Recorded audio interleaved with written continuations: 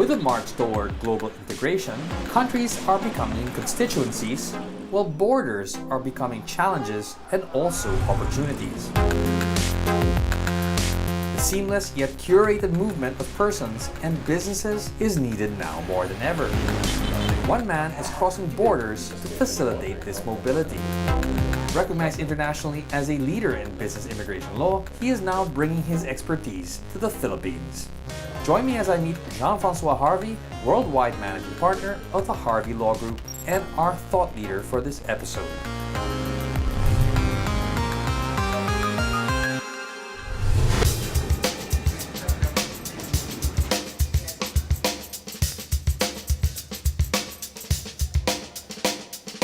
Jean-Francois, thank you so much for joining us on Thought Leaders. Thank you for having me. You've got a law firm spanning across the globe, 3 continents, 25 years in practice. But many people just want to understand the basics of how do you get there.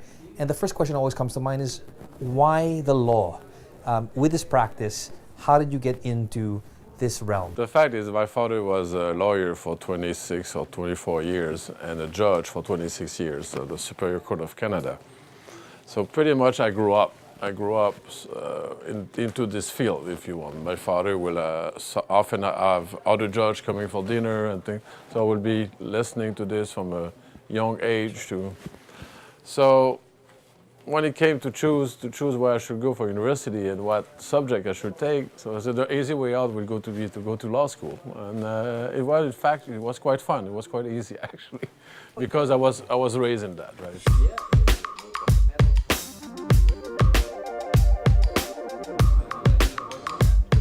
You grew up into the law, so to speak, being immersed in that environment with your father, but he was steeped in civil law. What about the jump to immigration law? What made you shift to that? Well, the easy way would have been to follow in my father's step and continue in civil law, and most likely getting all his former clients. But I needed a challenge, I needed something, and immigration, there's a very high complexity in immigration law. And also the fact that I was able to help people, to directly help people, to give them more access to what they wanted, mobility, you're right, and facilitate business, but facilitate their life too, about quality of life and all this. That was very attracting to me. Rather than going into a prestigious law firm when there were many offers, you decided to make it on your own at the very beginning after university. Tell me about that. Why the choice to be an entrepreneur? I still remember the day that I was sworn in as a lawyer. Of course, the law firm with whom I was working for came and said, "So John, let's make a deal, an agreement." I said no. I just asked them how much you want, how much rent you need for the office. I'm occupied. The fact that the day I became a lawyer, I said no, I'm going to have my own practice, was to give me the freedom to choose as well. And my father did suggest me to do the same too. Because, at that age, you have no mortgage, I was not married, I had no obligation. So I had this very short window in your life when you have full freedom to choose what you want to do. And that was my window.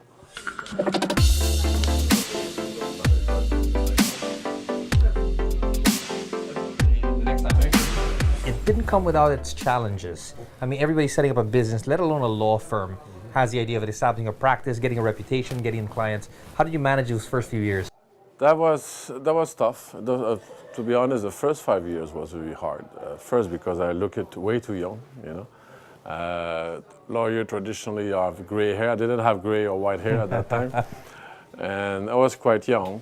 I had no background either as how to organize an office. And you learn. You make a lot of mistakes, and some of those mistakes were very, very costly, to put it mildly. But you learn from it and you grow from that. But now it was a challenge. I did enjoy those years too at the same time. And this is why maybe we're still today expanding, because to open a new office is a little bit like back in 1992, I'm starting my own firm, right? So it reminds me this good time, which we still have today. In retrospect, would you advise a lawyer, fresh from articulating, to set up their own law firm? Would you have them go the more traditional route? It depends what kind of law you want to do. I think some type of law are more about practicing every day, going to court every day and things like that. This you will need more guidance. Where immigration law, by example, is really based on the text, is really based on the book, on the spirit of the law.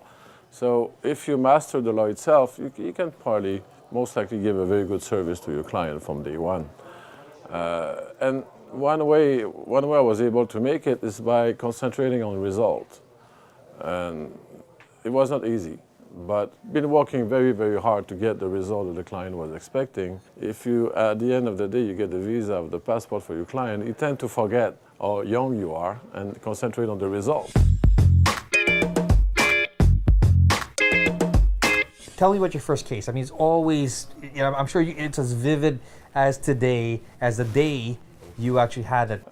Not necessarily the first case, but my first very challenging case. I was invited to go to China. And this is how I started in Asia back in '93. I arrived in Guangzhou, mainland China, at a time where China is not what it is today, right? And I remember arriving at the train station and having hundreds of thousands of people around me, not understanding one word, and finally meet the client who was there with a little sign. And that was quite challenging from A to Z because we needed a translator between us. I needed to understand the documentation that was available. And I do recall losing quite a lot of weight on this case. So I was able to deliver again on results. So that was, and we were able to help this client to move. At that time was in Canada. And of course, a happy client bring you 5 more clients. Sure. And all that. As to your firm itself, since you were running the firm, the Harvey Law Group, what was your vision then, and how have you grown into that since? I love challenge. If I'm not challenged in any situation, I get bored really quickly. So as soon as this client in China started, and then it was Taiwan, and then Korea, and of course Hong Kong, the challenge of the culture, the challenge of the law itself, the documentation and everything was so motivating that it just came by itself after that. So that I was not able to imagine HLG being only one office. As I said, no, this is such a potential on this market. All over the world, actually, there's a potential, right? I said, we have to reach to that potential. And at the end of the day, the only way to reach a potential is to be there. HLG is one big law firm, which is made of a smaller firms that are truly adapted locally while keeping the core, the guidelines.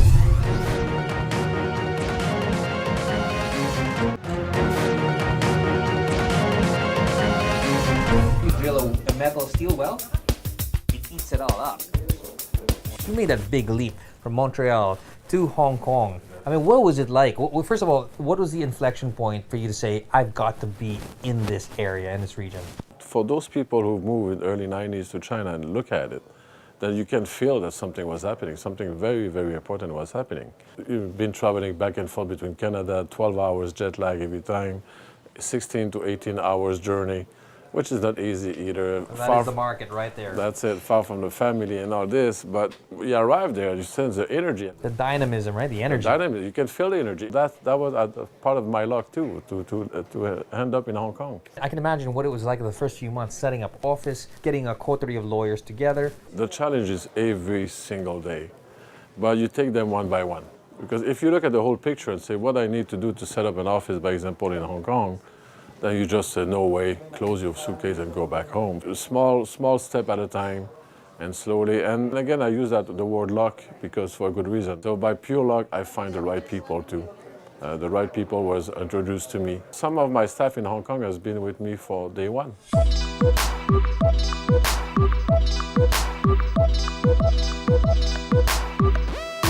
Now you have family, you're growing your family as well. How did you manage that transition to the East? There was some very heavy sacrifice at the beginning of my career with regarding to the family. We took the decision to establish in Hong Kong, which was not easy for anybody, either for me or my wife or the kids. But again, step by step. So gradually, we all get used to it, and now they will not want to leave. I guess the question I have is in terms of the outlook of your children, your family, and your staff. I mean, you've got a global city.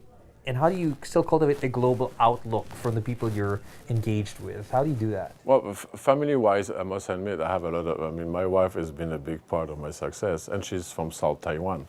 So that helped a lot. So my kids are multicultural too and speak many languages. The kids grow up in Hong Kong, which is an incredible city to grow up in. Like you say, it's a global city. So as for business, as for family, the perception, the way they look at the world is totally different. Because again, they're meeting people from all over the world. Their friends are speaking different languages too. Themselves are from two cultures. So no, it's an incredible experience that I would wish that everybody can have. Let me ask you, I mean, you've then gone on a rampage, just going from one office to the other in Asia, South America as well. Tell me, what is your criteria in terms of saying this is the right place to be? A lot of gut feeling. I told you a little bit before, I was, by luck, I was able to witness what happened in China from '93 and on. 10 years ago, I had the same feeling, gut feeling about Vietnam. And again, at those times, people was wondering why I was going to Vietnam. And today, we're very happy to say that we have the lion's share of the market in Vietnam, because we were alone there for many years.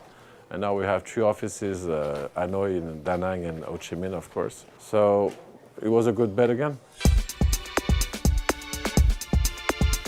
You have one law practice, but many jurisdictions. Right. A lot of these changing, either becoming more open and more restrictive. How do you keep that cutting edge in terms of knowing that practice and still delivering the quality of service that you'd like? We have a great team. It's very strong. Daily challenge to stay informed. Imagine we have to deal with so many different laws. So of course we have local lawyers in each of the office, but still we have to understand all the local law and the local culture, of course, and I have to deal with it. I was giving the example of Vietnam. We sit in Vietnam for 1 year before getting one client, because we took the time to understand what the country was about, what the regulation was about. So for 1 year, I was traveling to Vietnam with the team pretty much every week, sit down, talk to people, talk to local lawyer, to accountant, to just everyday people, to understand, just to absorb what they were looking for and what was the challenge. And that's what we've been doing in all the different countries we've been now.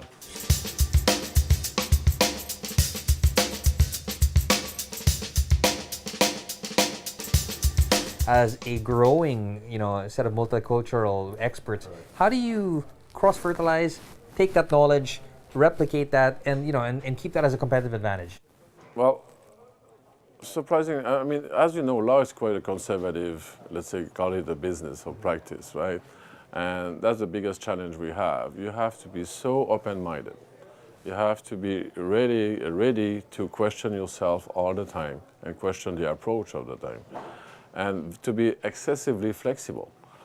The quality check on everything we do is the same everywhere, but at the same time we have to adjust on what is possible to do or not in a given country. So if you try to, HLG is one big law firm, but which is made of a smaller firm that are truly adapted locally, while keeping the core, the guidelines. We're definitely not a traditional law firm when you look at the marketing we do. It's very rare that you see a law firm doing so much marketing that we do, but it's one of the best tools we have for business. Many of my colleagues in other law firms are always surprised to see how much marketing is behind us, and say, no, this practice, this industry, this field of what we call VIP mobility, it requires that kind of marketing. That's a very high class marketing in all this. But a great respect of the local culture, while bringing the good from what we learned in the last 25 years. Despite the Skype and WhatsApp and Viber and all the technology today, at the end of the day, you make a deal face to face. And any businesswoman or businessman will tell you that.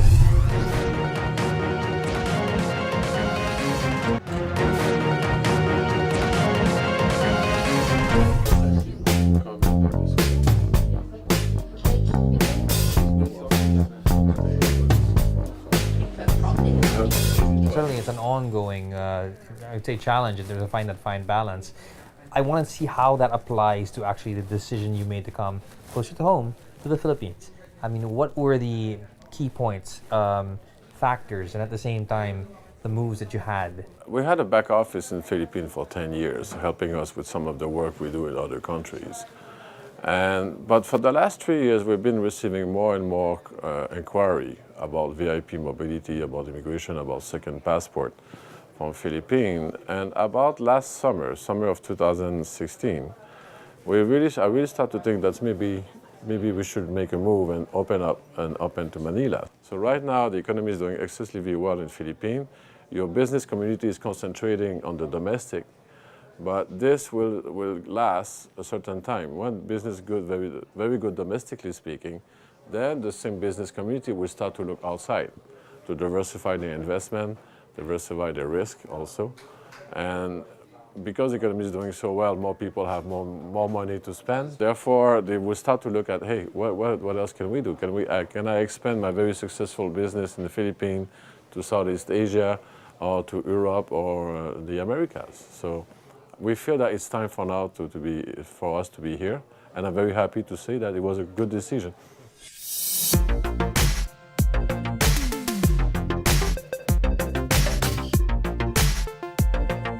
So far, and one of the metrics there you're really looking at is internationalizing Filipino firms and businesses. On the other side, though, there is the thought about there is global risk, the rise of nationalism, a lot of these factors coming in. How does that plays into your solving pain points? Well, you have the same challenge in many other Southeast Asia, but the problem is you don't have a good passport.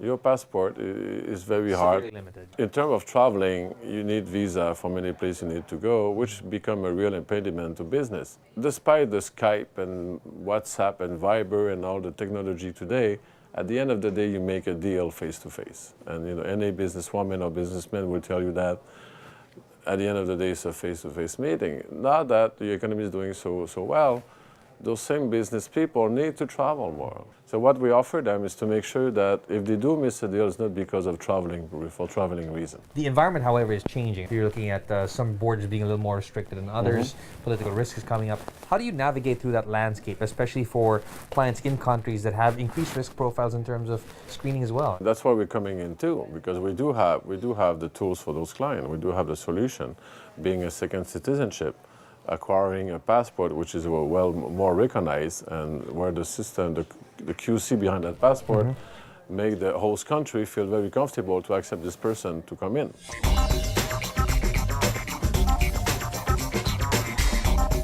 The question I have is sustaining that needs a team locally and back at home in terms of getting the kind of service, quality assurance, and others. What kind of lawyer are you looking for? What kind of specialist are you looking for, and how do you groom them into being the Harvey Law Group, facilitator and advocate? Is it a lawyer coming to our firm thinking that the firm will practice as a traditional law firm? We don't count hours. We don't charge by the hour at the office. So right away, that's a shock for many lawyers. We are looking to put it in 2 words, open-minded. We need open-minded people. But we try to specialize each team for certain countries. So, by example, in the Philippines, we're trying to concentrate more on the US, of course, it's a popular destination. And the same lawyer specialized in US in Philippines will go help his colleague in Vietnam for the complex case and all this. So traveling sounds very glamour and very fun, but when you travel non-stop, it becomes very, very challenging. So we need people who are willing to understand that traveling is not always fun. It's always often a last-minute thing. In Hong Kong, most of the staff have a suitcase not too far. And people, it's an internal policy, people need their passport on them 24 hours 7. Sometimes there's an emergency. Yeah. Next flight is in 2 hours, please go to the airport, the flight, your tickets will be waiting for you, go.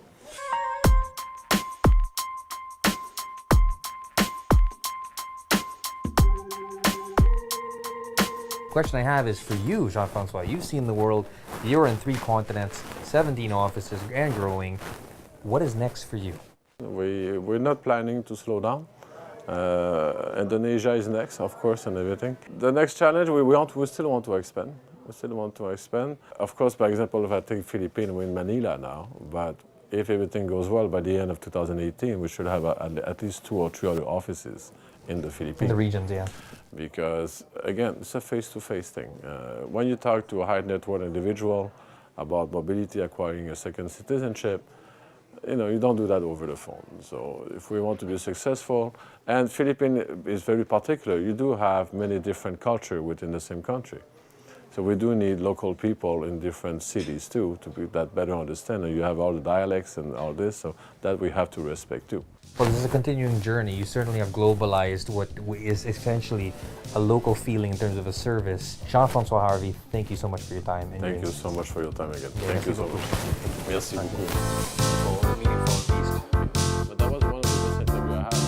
Time and time again, a true leader steps out of his comfort zone because he knows that that is the only way to expand it.